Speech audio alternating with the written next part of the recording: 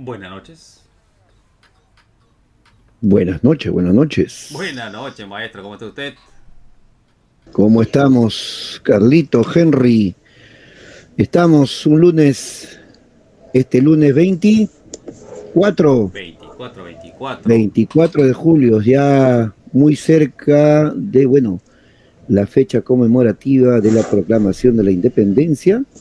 Vamos a cumplir, esa fecha va a cumplir 202 años y bueno, haciendo todo este mes de julio, este prólogo para la fecha significativa de fiestas patrias. Ya algunos estamos de vacaciones, algunos ya estamos de vacaciones, ¿ok? Entonces vamos a hablar, pues va a continuar en este mes de julio sobre temas de independencia. Hoy ya dejamos un poquito a San Martín, casi 2, 3 programas hablando de San Martín, ¿no? Y hoy pues le toca a los peruanos del Bicentenario. Lunes 8 p.m. vamos por la historia. Carlos. Hola Marco, hola Henry, lunes pues me dices 24, ¿no? Con un programa donde vamos a hablar, ¿se acuerdan del nombre? Los hombres de bronce. ¿Verdad, y no? De Guerrero. claro, Claro. Claro, hombre de bronce, y donde quiero empezar saludando pues a todos los chicos que nos siguen en las repeticiones. Me decían los chicos de la Academia Sabia, un saludo, lo de la pre-militar Chávarri, prepolicial Mariano Santos, Academia Talentos. Me salgo enterando que están revisando los programas en el transcurso de la semana, y quiero lanzarle una pregunta a todos nuestros seguidores. A ver, lánzala. ¿Será lo mismo qué es un precursor, qué es un prócer, un mártir, un héroe? Lo dejamos para los minutos finales y que vayan pensando. Lamentablemente, no sé si Henry comparte, Marco, ustedes que son más de colegio, si se sigue explicando estos conceptos, ¿no? El alumno, en la academia particularmente, Henry, yo veo el alumno piensa que es lo mismo. Precursor, prócer, entonces a veces nos tomamos unos minutitos, estamos para tratar de explicar, ¿no? Entonces, ver aquello, ¿no? Hoy vamos a hablar de uno de estos ítems, ¿no? Tal vez más adelante hablaremos de los próceres, hoy nos tocaría hablar de los precursores, ¿no? También. O sea, hacerle hincapié a los alumnos. Sí, sí. De todo Sí. un poco. Oh, Sí. Chocolateadito. Así es. Vamos entonces, Así es. dámosle Buen punto dámosle. el que mencionas, Carlos, porque en la educación básica regular de estos últimos, ¿cuántos? A ver, 30 años, ha cambiado el sistema de enseñanza. Y dentro de ese cambio está la fisura respecto a la enseñanza de la historia del Perú, de la manera convencional como la conocíamos. Hoy se presenta una nueva forma de enseñanza bajo el concepto de los desempeños para alcanzar las competencias que requieren nuestros estudiantes, y bajo esa mirada se han ido al extremo de no considerar contenidos, sino priorizar las capacidades y las habilidades y las destrezas que requiere un estudiante, buscando ese perfil del egresado que a los 18 años tenga estas competencias y pueda desenvolverse en el mundo globalizado. No sé qué he dicho, pero por si acaso. ¿Ya? Entonces, Algo has hablado. bajo esa línea, los muchachos ya no conocen a los personajes como individuos. Hoy ven procesos, ven colectivos, hechos, claro, pero ya no aterrizan en estos nombres que nosotros conocimos y que tienen una riqueza muy particular porque te permiten conocer de manera directa algunos eventos de nuestro pasado. Así es que de eso vamos a hablar hoy también, vamos a hablar algo de ello. Claro. Como siempre tenemos gente en sala siguiéndonos. Un agradecimiento a todos los que nos siguen en estas transmisiones de lunes. Y adivina quién está en primera fila en la zona VIP. Ah, caramba. A ver, Carloncho, ¿tú lo conoces? No lo veo. Allá. ¿Ah? Chat en vivo, a ver. Ah, Enrique, enhorabuena, que ya hoy está pues disfrutando de sus últimas vacaciones escolares. Ah, también está. Claro. Sus últimas vacaciones de su época escolar. Ahí está Enrique, que yo tengo la particularidad mayormente de pedir ilustraciones en mis tareas, ¿ya? Y he tenido una anécdota, no sé si a ustedes les ha pasado. Yo le digo, no, las imágenes de tales personajes, y muchas veces vienen y me dicen, profe, ¿quién es este? ¿Quién es aquello? Ajá. Yo recuerdo, no sé si tú, Marco, Henry también, a nosotros nos pedían empapelar la pared del salón con dibujar. Imagen, en una cartulina, ¿no? El tamaño de una cartulina, media cartulina, a grau, a bolognesi, y yo muchas veces me sorprendió cuando viene y te dice, profe, ¿quién es este personaje? Para recién al pasarlo, ¿no? No sé si a ustedes les ha pasado como anécdota, ¿no? Por supuesto, ahora voy a contar una muy buena, ¿eh?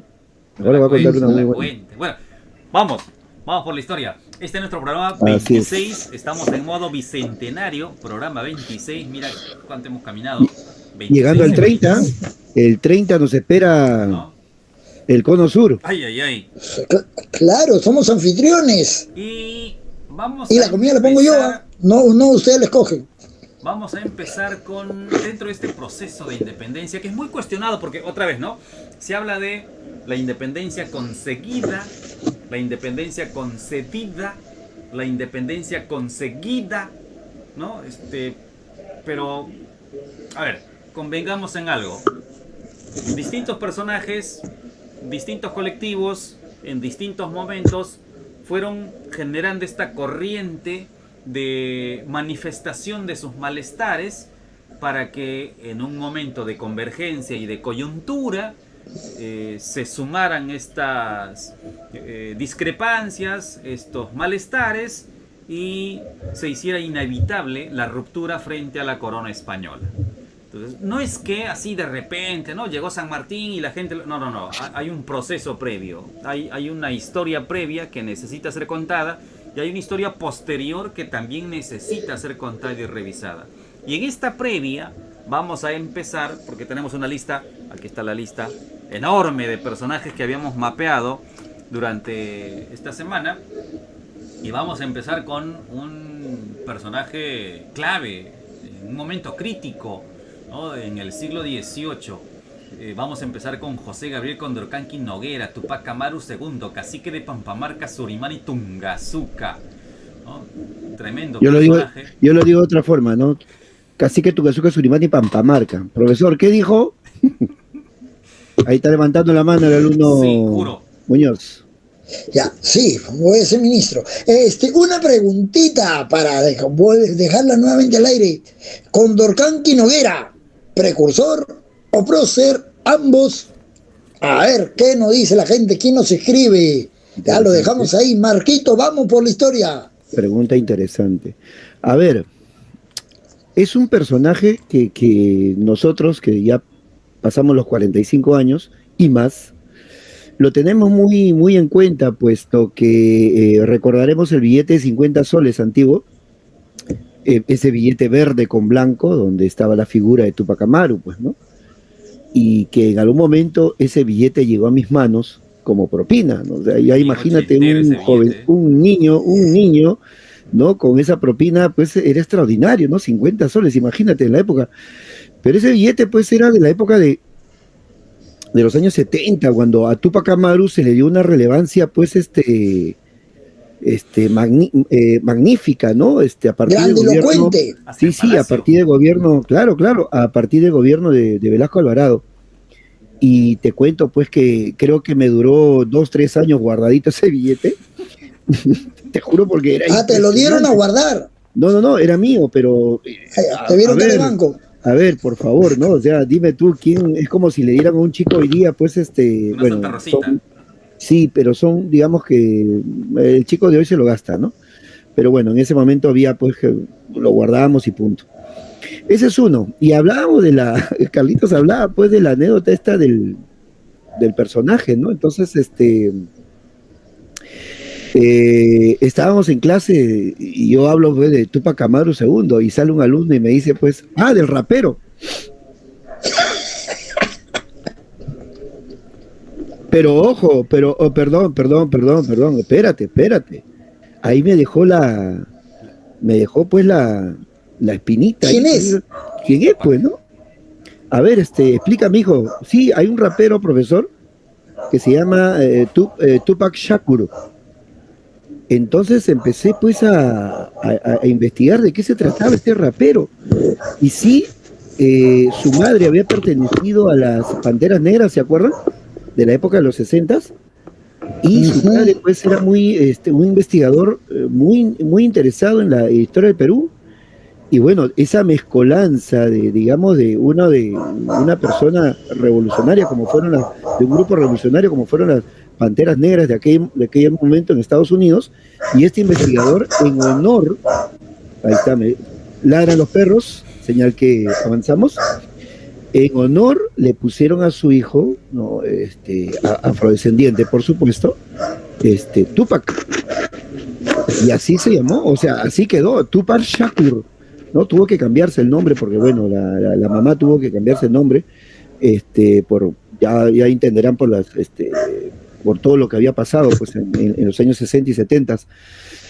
Y sí, pues, era un rapero que murió el año 1996, muy bueno y creador de un estilo de rap en aquella época, y que lo actualizó Karim Benzema el año pasado, vistió tal cual como había vestido Tupac Shakur en una premiación de los Grammys.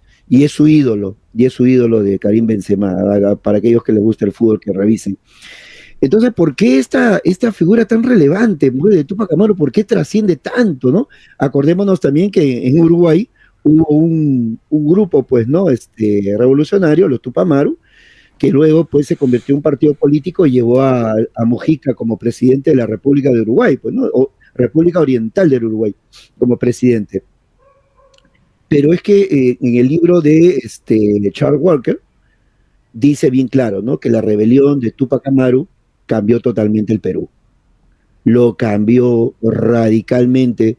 Si las reformas borbónicas llegaron en el siglo XVIII, llegaron para reformar, cambiar totalmente al virreinato del Perú, una de sus consecuencias fue la rebelión de Tupac Amaru II.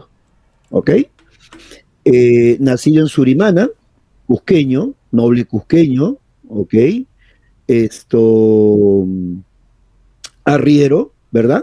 Arriero, tenía su negocio que llevaba mercadería en el sur del Perú, ¿ok? Las reformas borbónicas complican vamos a ser honestos, complican su negocio, hay nuevos impuestos, hay subida de impuestos, aparecen las aduanas, entonces ya complican este negocio, ¿no? A ver, lo digo porque no solamente fue una rebelión, porque digamos que el relato la narrativa es, sí, pues, contra los oprimidos, ¿no?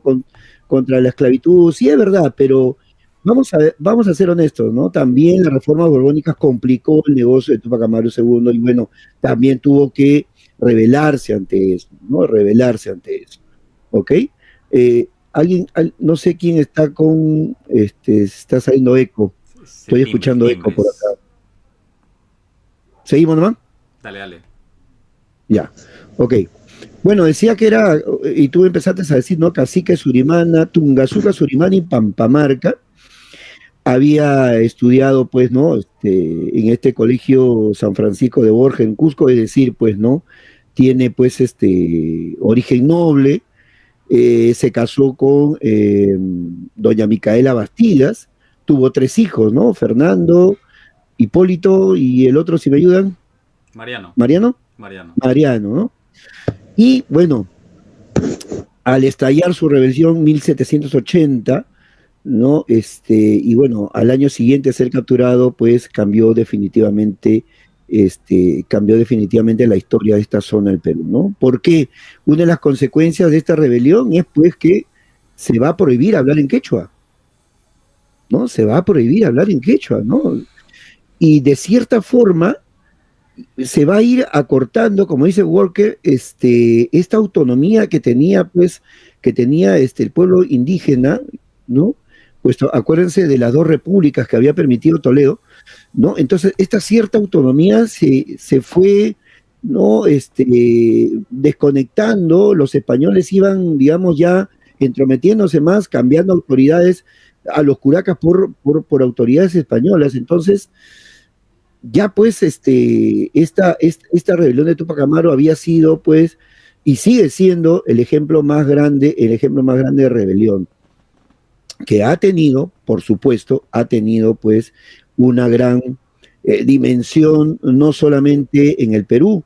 Acordémonos que la segunda parte de la rebelión es en el Alto Perú, inclusive llegó pues hasta las fronteras argentinas esta rebelión. Su colaboradora fue Micaela Bastidas, ¿no? Que, así es, que, fue, pues, digamos, el brazo derecho.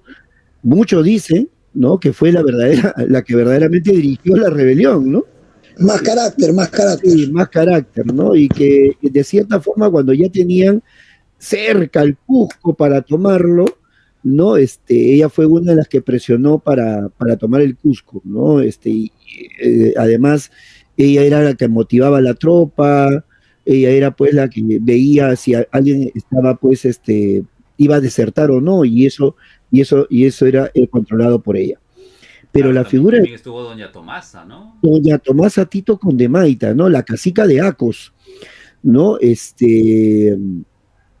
Todos estos personajes, los Catari, ¿no? Todos los personajes que podemos resaltar a partir de esta rebelión de Tupac Amaru II, José Gabriel Condorcanqui y Noguera. Claro, no es la intención del programa desarrollar toda la trayectoria del personaje, así que vamos a hacer pinceladas porque probablemente, si llegamos a noviembre, nos mandemos con un programa sobre Tupac Amaru. Por supuesto, ¿no? Eso sí. Claro, perfecto, toda su revolución. ¿No? Pero para darle el marco de por qué Tupac Amaru para nosotros es un peruano del Bicentenario, es porque, como señala Marco, marca este quiebre a fines del siglo XVIII, 1780-81, marca esta fisura que se va a tornar ya va a tomar una distancia muy fuerte entre lo hispano y lo americano, entre lo europeo y lo indígena, y es tan fuerte esta marca que se enteran en muchas regiones de América del Sur, en lo que hoy es Chile, Argentina, y se organizan para enviar ayuda. Inglaterra también se entera. En Inglaterra se entera. Por parte del personaje que también voy a hablar, ¿no? Vizcardi Guzmán, claro. Ahí justo también. Se enteran, y tras enterarse, los ingleses los comerciantes ingleses se organizan, y se habla inclusive hasta de una armada que se envía, ¿no? Así es. Una historia ahí. Ahora vamos a hablar de eso. En esta parte, José Gabriel Condorcanqui y la acción que realizaron y los personajes que lo acompañaron remecieron los cimientos del sistema colonial, y lo remecieron de forma tal que se produjeron cambios radicales. Y aunque ya en Argentina, por ejemplo, en el Virreinato de Río de la Plata se estaban implementando las intendencias, este movimiento aquí en Perú hace que la corona española tome la determinación de implementar de inmediato, ¿no? Cancelan los corregimientos, establecen las intendencias, se toman medidas muy drásticas respecto al idioma, por ejemplo, ¿no? al quechua, pero además se erradicó completamente todo lo que era de Tupac Amaru, su vivienda, su familia. Para que no haya el recuerdo colectivo, inclusive las fechas también fueron impulsadas para ser olvidadas. Así es, o sea, fue una reacción muy fuerte, muy violenta por parte de las autoridades españolas, para que se pueda mantener en la memoria del colectivo lo que había ocurrido. Bueno, ya entraremos en detalle en algún momento, ¿no? Porque fue muy sangrienta además la... Así es, inclusive movida. El suplicio, cuando llega a España las noticias del suplicio, ¿no? Fueron denunciadas, ¿no? Por las mismas autoridades españolas que no se debió haber hecho ese tipo de suplicio a este personaje. No por el personaje, sino a cualquiera, ¿no? No debió haberse hecho ese suplicio que sufrió Tupac Amaru II, ¿no? Recordado y todo lo demás. Claro, de ahí que, caramba, este abogado limeño, Baquijano y Carrillo, cuando el virrey Agustín de Jáuregui, según la tradición, debía ingresar a la Universidad de San Marcos, es el escogido para darle un elogio de bienvenida, un discurso de bienvenida. Baquijano y Carrillo pues, le dice con bastante tacto, pero le dice de frente, ¿no? A ti no te han enviado aquí a matar a las autoridades, a los descendientes de los incas, a ti te han mandado a gobernar, le dice, ¿no? Y cuestiona las formas en las que había actuado el virrey Jáuregui y las autoridades de aquel entonces frente a este movimiento de 1780-81. ¿No? No fue ajeno pues a los intelectuales de aquel entonces, ¿no? Carloncho. Se dice, ¿no? Sí, te ha aprendido. Se dice que Baquijano es el que acá en Lima lo acoge y lo hace partícipe pues de los grupos que trabajaban a escondidas por la independencia, en los círculos masónicos. Es más, alguna vez me invitaron en las revueltas, pero no del Tupac Amaru intelectual, el que se va a rodear de... Participaba como alumnos libres en San Marcos y cuando alguna vez me invitaron a una reunión en la logia masónica en el local que está en Washington, casi con Uruguay, tú entras y lo primero que ves es el enorme óleo que tiene José Gabriel, donde lo reconocen como miembro. Mira tú. Claro, entonces se dice que el que lo acercó a todo esto fue Baquijano. Inclusive tuvo mucho acercamiento a la Iglesia Católica, ¿no? El arzobispo de Arequipa ¿cómo se llama? Lo apoyó, ¿no? Bueno, ahí, claro, en el momento de que lo juzgaron, negó todo, ¿no? Pero mucho se habla de los curas locales, ¿no? Igual que los curas locales. Claro. Bueno, ahora, next. ¿Por qué? No, espérate, un minuto, señor. ¿Por qué hoy no se habla de Tupac Amaru? En parte por lo que señalaba Marco, ¿no? Su nombre se ha tomado en distintos escenarios. Por ejemplo, el grupo guerrillero en Uruguay,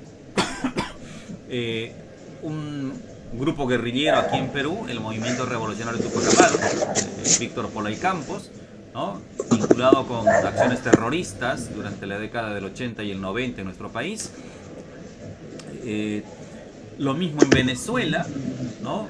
Entonces su nombre se ha asociado siempre a la izquierda radical, a las revueltas, a las protestas, y hablar en el Perú hoy de revueltas y de protestas asusta. La gente se intimida cuando hablan de revueltas, pero hay que ser conscientes que los grandes cambios que se han generado en la historia han sido con revueltas, con manifestaciones, con protestas. Pocas veces, contaditas probablemente con las manos, se ha conseguido algo con una marcha blanca, con una protesta pacífica. Muy pocas. Pocas veces, ¿no? Por lo menos en nuestro país, un país caudillista, así es. Un país que se caracteriza todos los hechos que han cambiado la historia han sido de forma violenta, todos. La caída de Roma, la caída de Constantinopla, la Revolución Francesa, todo. Entonces, que no les extrañe, por ejemplo, que estas movidas que se están dando en estos días con la marcha sobre Lima, y que a algunos les asusta el término porque, no, ¿cómo vamos a llamarle así? Y en las redes sociales se habla mucho de esto, que no les extrañe que de aquí a unos años se tome como referencia porque consiguieron algo. Así que vayan mapeando estas marchas que se están haciendo y algunos cambios que probablemente se generen, porque dentro de esta movida pues también hay reclamos, también hay un pliego, un petitorio que se pueda considerar. Y Tupac Amaru tenía eso, pues, ¿no?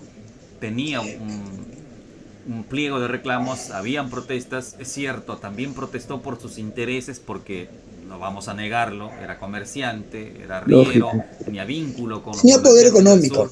En efecto, entonces no iba a ser extraño que no lo haga, pues, ¿no? Pero bueno, vamos. Claro. Y nos estamos olvidando que José Gabriel Condorcanqui Túpac Amaru II, Marco Henry, fue también una de las imágenes del gobierno revolucionario. Claro, comenzamos con eso, pues.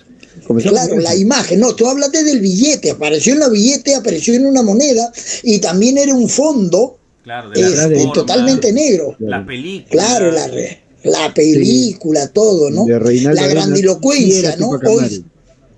Hoy se discute, ¿no? Hoy ya se habla de rebelión y en la década de los 70 por el gobierno revolucionario, grandilocuente, la gran revolución, ¿no? Y decían que era la primera de toda América, ¿no? Claro, el plan Túpac Amaru. Así es. ¿No? Sí, el plan Túpac Morales Bermúdez. Bien metido, bien metido. Oye, yo me he quedado con la imagen de Túpac Amaru, no el del Dolio, sino el de Reinaldo Arenas.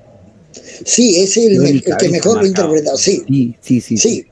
Dale. Ah, y una anécdota, que como se borró todo, este es el datito, la cerecita para los que nos están siguiendo en esta transmisión en vivo, en este programa 26 de Peruanos Bicentenarios, justo el avión. La cerecita es que, así como decía Marco, se borró todo, o sea, no se dejó un solo rastro de Túpac Amaru, no hay un dibujito, una pintura, no hay nada de Túpac Amaru, se borró todo. En el siglo XX, Carlos Vice escribe por primera vez sobre Túpac Amaru y tiene que registrarlo, pero como no había una imagen, pero sí descripciones, entonces en el texto que él publica pone la imagen de un personaje con sombrero ancho y alado, de cabello largo, que pertenece a un indígena norteamericano, y señala, ¿no?, que esta es una imagen referencial. Y fue tan fuerte el impacto que generó este texto que la imagen quedó. La gorra del cuáquero, de un cuáquero de colono. Claro, después aparecería en avena cuáquer, ¿no? En avena cuáquer. Esa misma. Así que imagínense, durante mucho tiempo los peruanos pensaban que estaban viendo a Túpac Amaru y era solo referencial, ¿no? Bien, vamos por la historia. Dale. Otro. Así es. A ver. ¿De quién ahora? Déjame girar la ruletita y vamos con Juan Pablo Vizcardi Guzmán. Seguimos con Marco. Yo sigo. Ya, yo le hago el preámbulo, la cortina, el telón. Dale. En el siglo XVIII, España había realizado una serie de cambios, de reformas. Toda vez que no le estaba yendo bien con la administración, la distancia que había entre la península y sus colonias no le permitía tener pues un control directo, y las autoridades que enviaba terminaban corrompiéndose con el sistema, o venían ya corruptas y aprovechaban el sistema porque allá compraban los cargos y eran unas compras espectaculares. Esos cargos no los podías pagar ni con 15 años de trabajo, pero ellos venían solo por 5. Había que hacer magia entonces para recuperar toda la inversión, ¿no? Porque subastaban los corregimientos, por ejemplo. Claro, ahí están. Estos cambios, estas reformas a manos de la dinastía de los Borbones, generó una serie de modificaciones en las tierras americanas. Nuevos virreinatos, nuevas capitanías, nuevas formas de administración, pero le apuntaron el dardo a una congregación religiosa que, más allá de su acaparamiento territorial, porque tenía unas haciendas espectaculares, estaba muy metida en el tema de la educación. Y hay que reconocer que entre los mismos grupos religiosos católicos había una gran rivalidad, una disputa de instituciones, una disputa de centros educativos, y en esa danza estaban también ellos, los jesuitas. Jesuitas. Aparte que fueron del poder al final, económico y territorial, que fueron al final el hilo más delgado para romper, ¿no? Claro. Y en esa danza está Juan Pablo Vizcardo y Guzmán, un arequipeño pampacolquino, él Pampa Colquino. 1748 según sus biógrafos. Ahora sí, adelante. Provincia provincia de Castilla, ¿no, Marco? Así es. Claro, entonces... Pero estudió en Cusco. Sí. Claro, estudió en Cusco y como dice Henry, pues es un jesuita, ¿no? Que lamentablemente, bueno, tuvo que salir igual que todos. Fue desterrado a Massa. Claro, Massa y Carrera lo recibió en Italia, en esos estados pontificios de aquella época. Y estaba revisando este libro, que se lo mandé a ustedes también, ¿no? Que habla pues del Congreso de la República, ¿no? Y que habla pues Juan Pablo Vizcarra y Guzmán. Y para ir de frente a lo que, muy aparte de haber escrito las cartas a los españoles americanos, que luego de su muerte se hizo pública a través de Rufus King y a través de Francisco Miranda luego, hay una carta que hace un momento dijiste que hasta Inglaterra pues estaba enterado de la rebelión de Tupac Amaru, y Vizcarra y Guzmán es el contacto pues en Europa, no viene al Perú, nunca más regresó al Perú, pero es el contacto ya en Europa para hablar con los británicos. Utiliza pues un seudónimo, ¿no? Pablo Rossi. Cuidado. Paolo. No, Pablo. Paolo era el goleador, tranquilo. Y bueno. No, yo lo he encontrado con el nombre Paolo. Yo también, pero mayormente utiliza el nombre de Pablo. Se escucha bastante de Pablo. Pero ahí pues, se puede entrar una bonita investigación, ¿no? Bueno, y hay una carta donde explica pues el plan. Henry hablaba de una flota. Y es una carta que he encontrado de Horace Mann, ministro británico que está en Florencia, en Italia, y que le recomienda el plan de Vizcarra y Guzmán a Charles James Fox. ¿Quién es? Es el secretario de Asuntos Foráneos de la Corona Británica. Y en esa carta dice bien claro, ¿no? Don Juan de Guzmán, porque así lo conocían también, propone, escuchen, una expedición a Lima de 4 barcos y de 2 fragatas que serían suficientes para tomar Lima y realizar una insurrección total en el Perú. Los españoles solamente tenían 2 barcos de línea, el Aquilié y el Astuto, en el puerto de la Concepción en Chile, que podrían ser destruidos fácilmente antes que los barcos ingleses lleguen a Lima. Los peruanos, siendo dueños de Lima y teniendo la ayuda de los ingleses por mar, podrían encargarse del asedio del Callao. Mira tú, o sea, sí, pues, Vizcarra y Guzmán, pues, propone a los británicos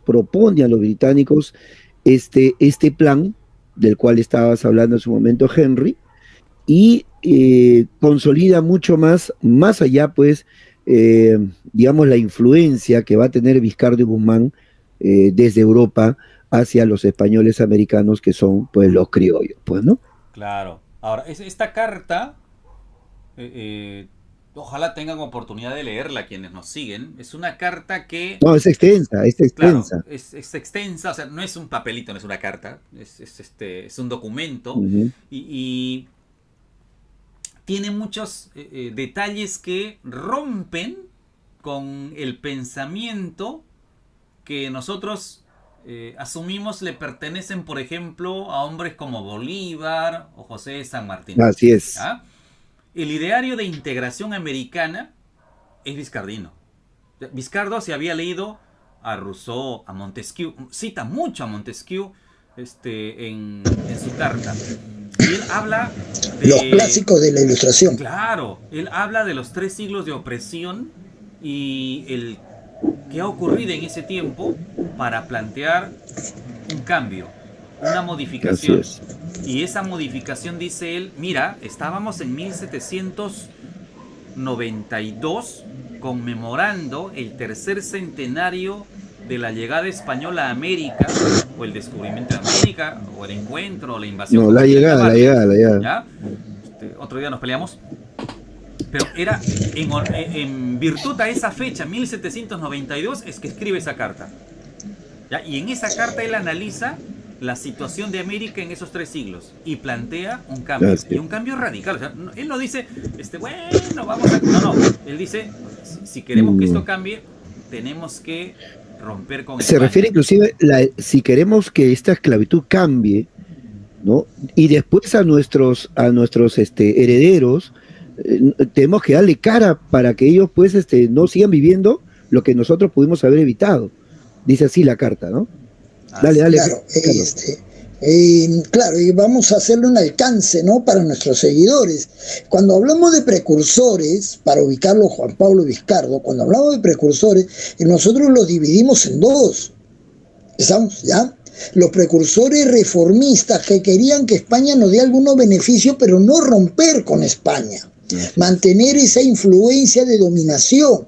Y tenemos a los separatistas. Uno de ellos es pues Juan Pablo Vizcardo, que su documento es considerado el primer documento que habla pues de un concepto de nación y de separarse, ¿no? Clásico. América es nuestra patria y hacia ella debemos de venir. Hay que romper el cordón umbilical, una metáfora, ¿no?, que nos aprieta, nos amenaza y nos oprime, ¿no?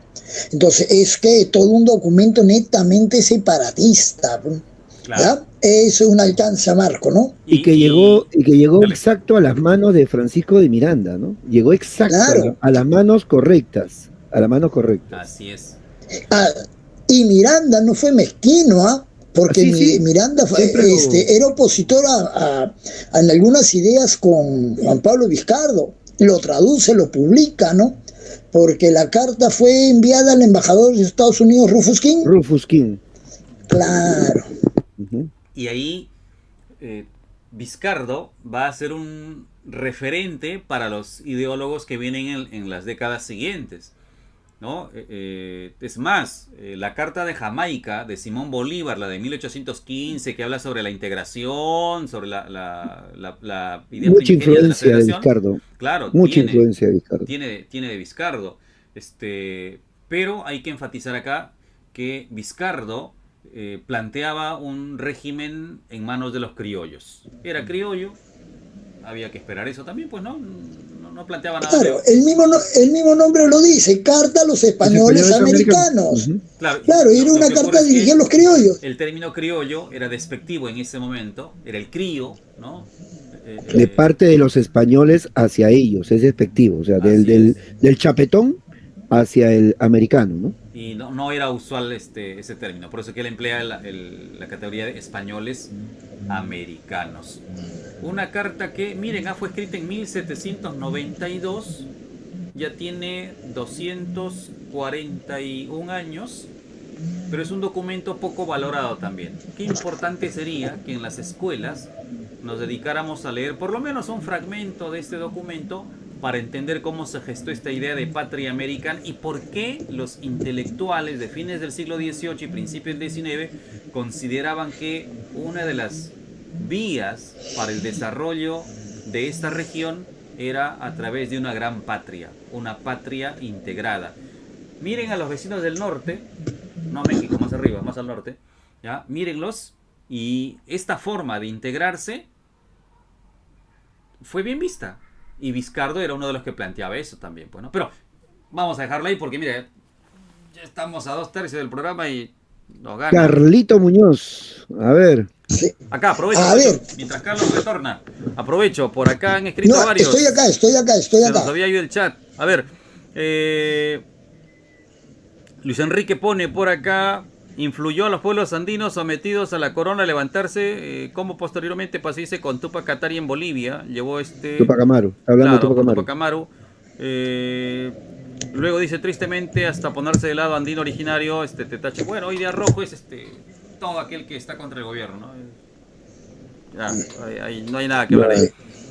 Saludos de Kevin Gamarra, saludos de Carlos García Pardo, saludos del gran maestro, un artista de la historia, Marco Negrete. Dice, buena idea la lectura obligatoria de Juan Pablo Vizcardo Guzmán. ¿Le dieron el celular? Sí. Bueno, listo. Tiene su semana de vacaciones. Bueno, ya que hemos hablado de un separatista, vamos con un reformista, uno muy Dale. criticado, cuestionado. ¿Quién será? Un médico que Oh, estuvo ya sé. aquí, allá y más allá. Un médico que estuvo a favor de los virreyes, en contra de los virreyes, contra San Martín, a favor de San Martín, enemigo de Bolívar, luego amigo de Bolívar, colaborador de virreyes, enemigo de virreyes, asesor de libertadores. Todo un personaje muy criticado. Miembro de la Sociedad Amante del País, el Ariosto, creo. Bien, Tremendo el Ariosto. miembro, tremendo personaje, don Hipólito Unanue Pavón. Pavón. Así es. Idea general del país. Ay, ay, ay. ¿A quién le tocaba hablar de él? ¿A quién le tocaba hablar de Al Hipólito? señor Henry. Bueno, Henry. cuando hablamos de Hipólito Unanue, nos queda el saborcito agridulce del político peruano. El mejor ejemplo de un político peruano es Hipólito Unanue, porque no tuvo bandera política. Él estuvo muy preocupado por cuidar sus intereses, por proteger lo que tenía, y no tuvo ningún problema en cambiar de un bando a otro, no tuvo ningún problema en apoyar a uno u otro por sostenerse en el tiempo, ¿no? Del otro lado, esto como político, ¿ah? Pero del otro lado, en la orilla, porque él tiene tres orillas: la política, la intelectual y la profesional. En la orilla intelectual, ideológica, es todo un personaje. Es todo un personaje. Porque don Hipólito Unanue tiene participación muy temprana en la independencia, ¿no? A fines del siglo XVIII, con la Sociedad de Amantes del País.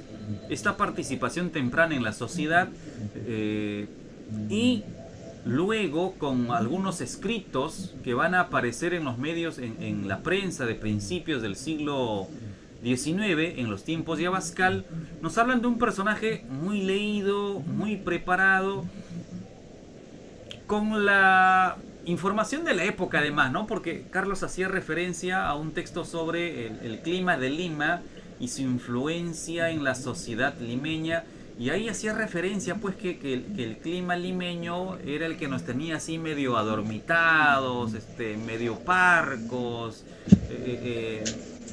en un marasmo, aletargados, ¿no? A veces me pregunto si realmente es cierto eso, porque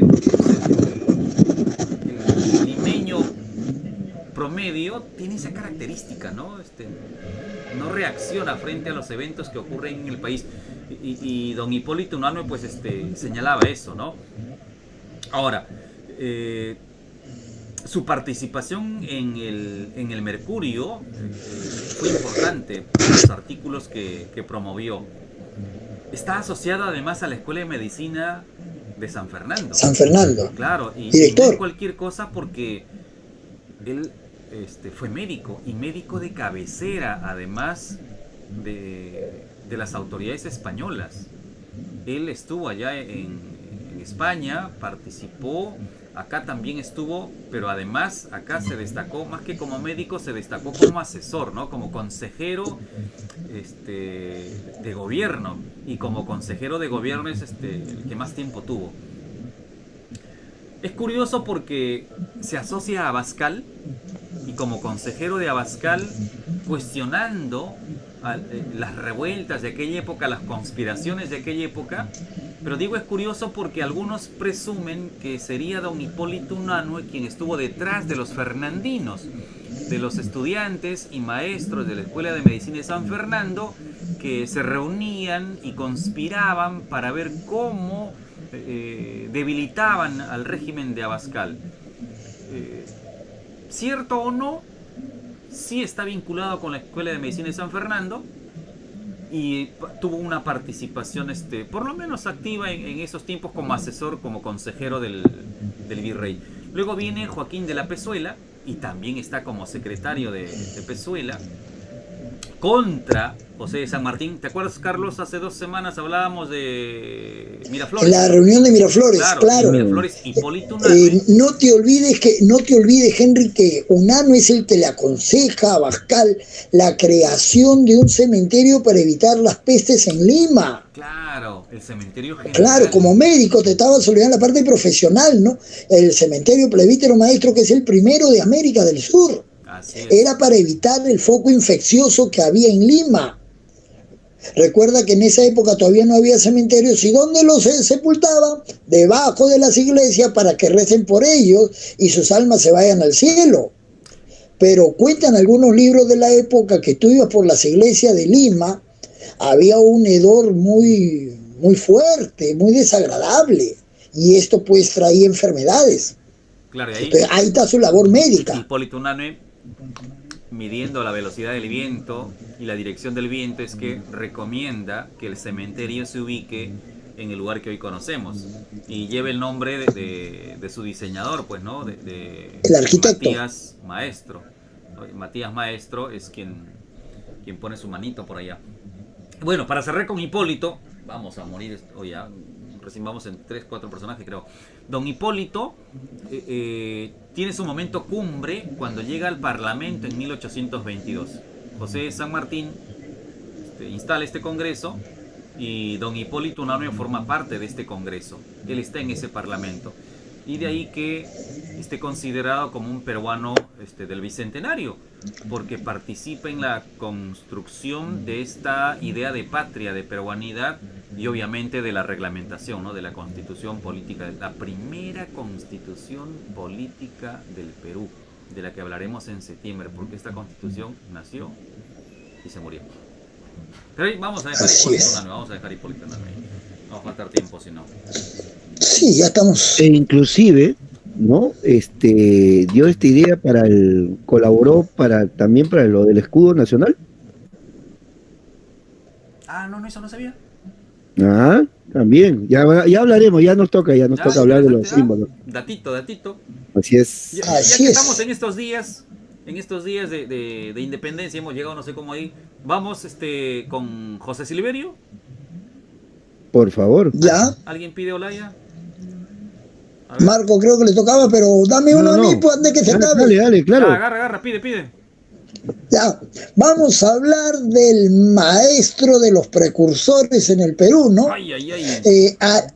Alejandro Toribio Rodríguez de Mendoza, el chachapoyano. Antes que me gane la hora, déjame hablar un poquito de él, ¿no? Dale. Él nace pues a mitad del siglo XVIII, 1750, Chachapoyas.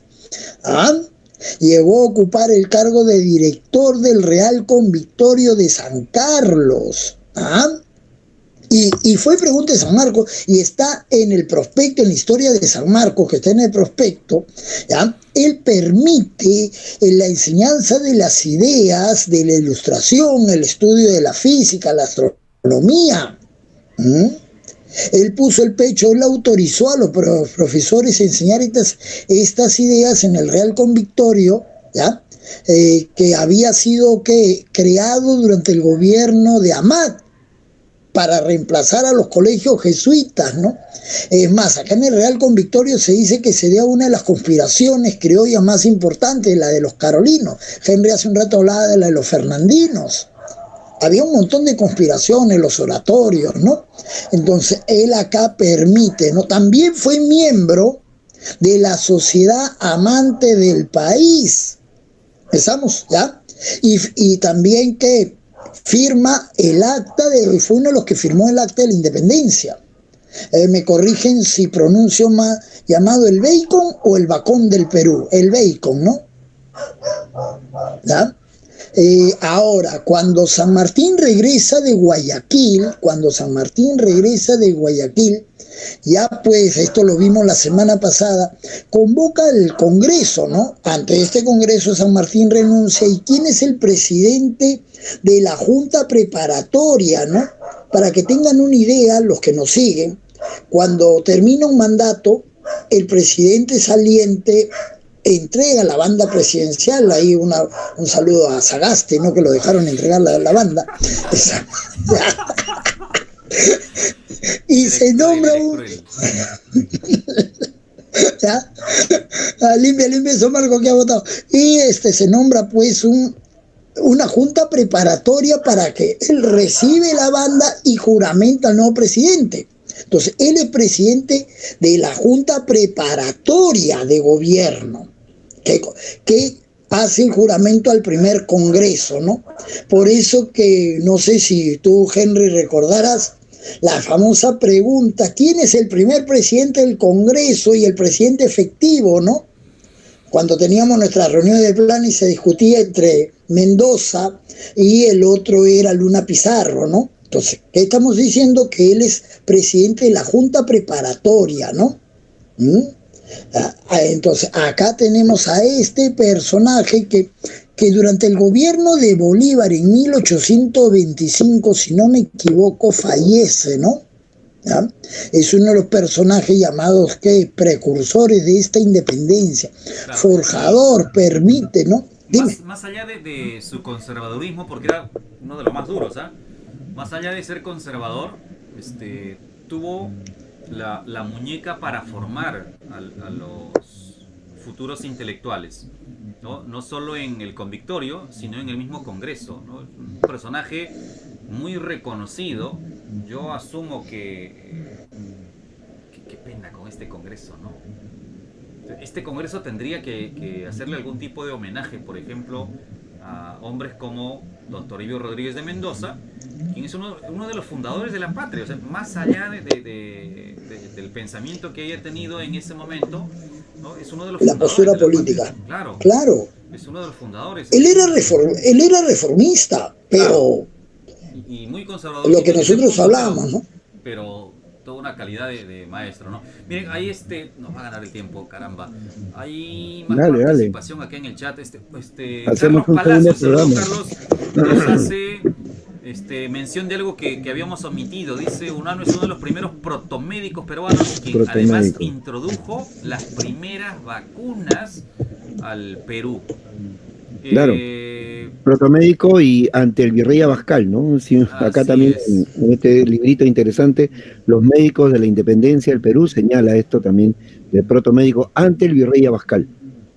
Y saludos a Botcito, ¿quién más está por acá? Sabá, que ha escrito algo por acá que no entiendo, ¿por qué se va con... Me parece raro, el señor Marco Negrete está escribiendo ya 2 o 3 veces. Sí, algo ha pasado con Negrete, ¿no? Algo ha pasado, sí. Luego lo llamamos a nuestro amigo. Sí, está escribiendo demasiado. Nos llama mucho la atención. Ya, Carlos, mándate cuatro. Dale. Aprovechemos entonces, hablemos, ¿ya?, del último bocón del Perú. José de la Riva Agüero Sánchez y Boquete.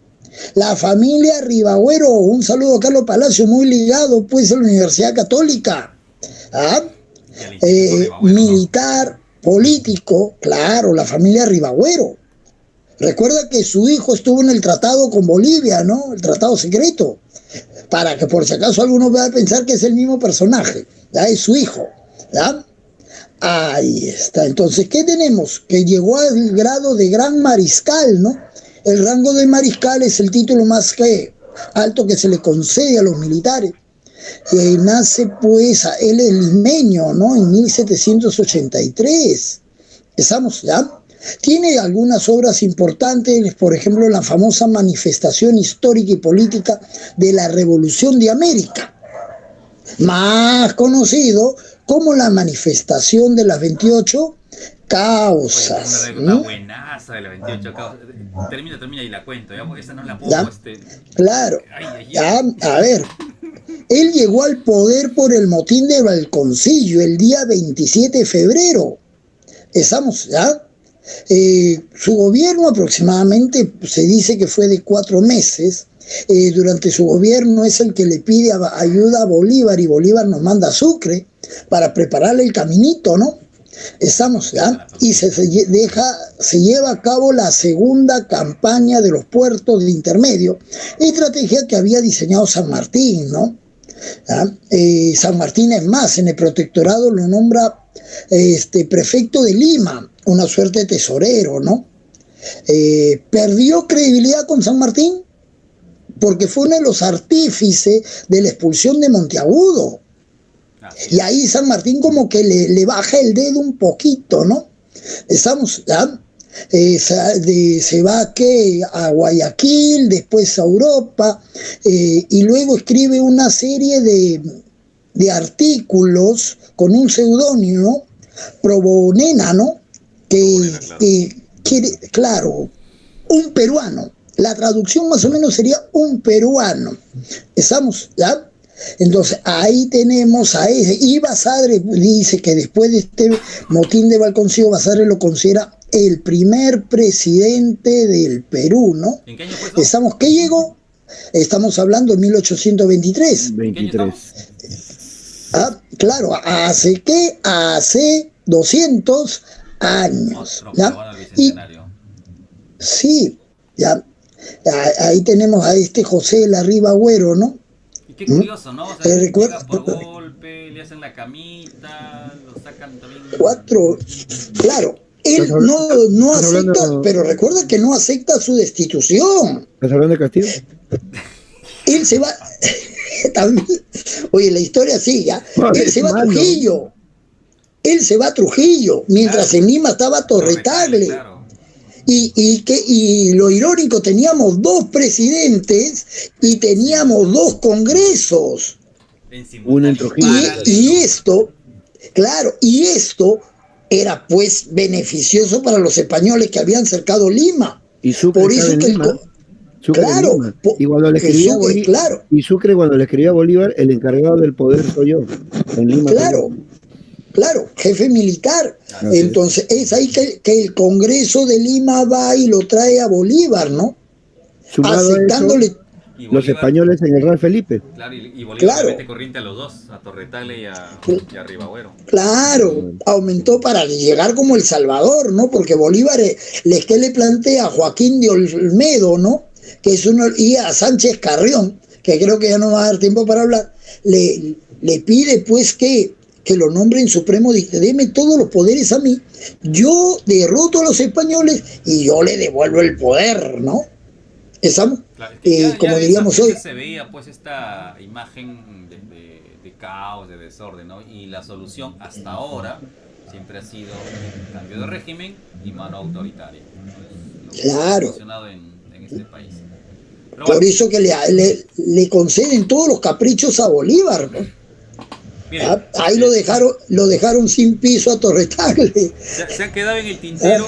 Mira, son las 9:03. Miren, acá, no miento. Se quedó varios. Se ha quedado José Faustino Sánchez Carrión.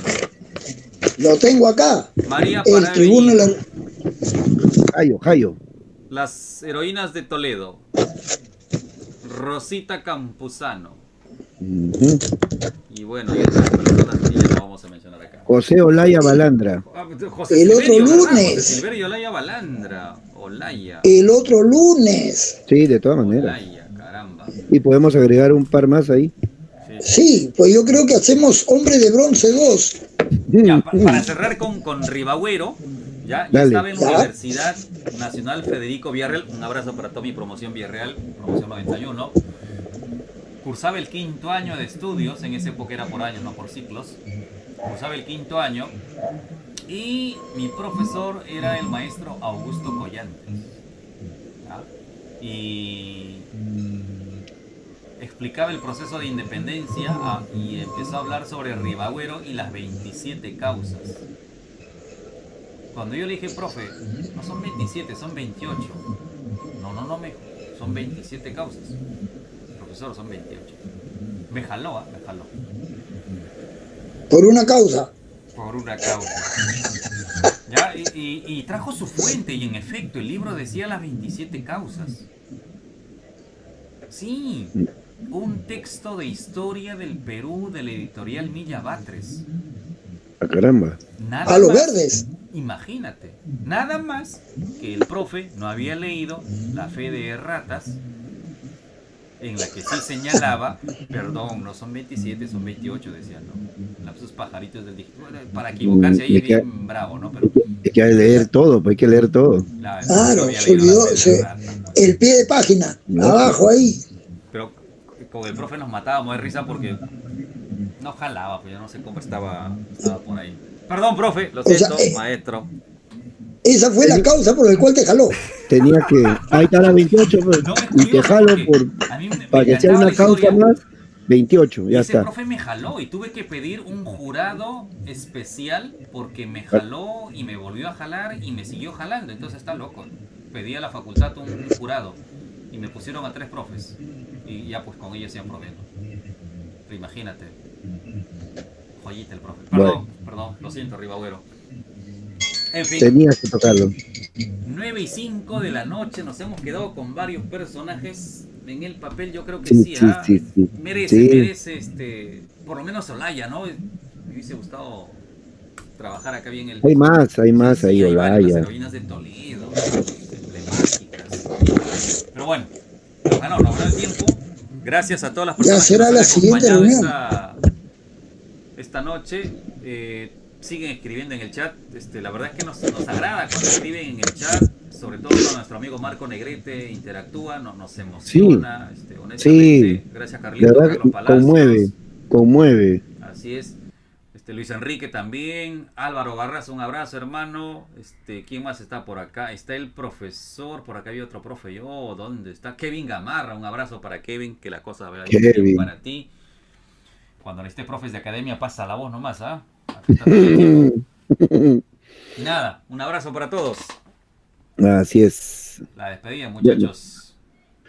Bueno, Ahora trabaja conmigo, creo. Esperando que haya otro programa, ¿no? Porque ha quedado varios en el tintero. Nos ha quedado corto este programita. Así es, pero vamos por la historia de todas maneras. Así es, vamos por la historia. Saludos a todos. El próximo lunes. El lunes 31. Si Dios quiere, hasta el próximo lunes. Claro. Nuestro Polito Perú. Sí, transmitiendo desde algún lugar del Perú. Julio todavía no acaba. Así es. Ya vimos la imagen. Cuídense, maestro. Un abrazo. Un abrazo. Feliz 28. Feliz 28 para todos. Feliz 28. Viva la independencia. Viva la patria. Viva la libertad. Nos vemos, muchachos. Chao, Marquito. Chao, Henry. Que viva mi mamá, que viva mi papá, que viva Ramón. Cena, Henry, cena. Que murió la libertad. Nos vemos.